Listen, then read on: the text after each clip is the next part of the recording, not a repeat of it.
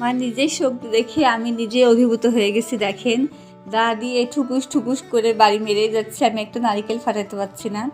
তো নারকেলটা বেশ বড়ই, 180 টাকা নিয়েছে। শহরের ভিতরে সমস্ত কিছু দামই বেশি। পরে আমার ছেলে বলছে, আম্মু ভাঙে না, তুমি কারোর ওপর মনে করো তোমার অনেক রাগ, তুমি সে আগে বাড়াও। আমি বলছি না বাবা, আমার কারোর ওপর কোনো রাগ নেই, দেখি যতদূর হয় অতদূর আমি বাড়াতেই থাকি, দেখি কখন ভাঙে।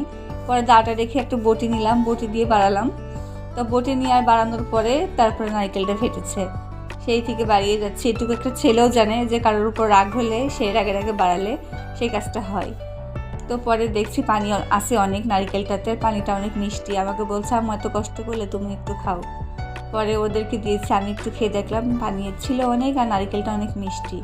তো ভালোই লাগছিল। পরে ওদেরকে আবার একটু তুলে দিলাম যে ওরা একটু খেয়ে দেখুক নারকেলটা কেমন। ওরা ভাবছে হয়তো ফোপল আছে ভিতরে, কিন্তু ফোপল ছিল না, সুন্দর নারকেলটা। আমরা যেমন ছোটোবেলায় নারকেল কুড়ালে টুকটুক করে নিয়ে নিয়ে খেতাম, পরে যখন মা নারকেলটা কুড়াচ্ছিল তখন ওরাও টুকটুক করে নিয়ে খাচ্ছিল। আর পরে একটু উঠাই দিয়েছি, পরে খেয়েছি। নারকেলটা বেশ অনেক বড় না, বেশ সুন্দর ছিল। তো ওরা অনেক খুশি নারকেলটা দেখে। যাক, অবশেষে তুমি ভাঙতে পেরেছো।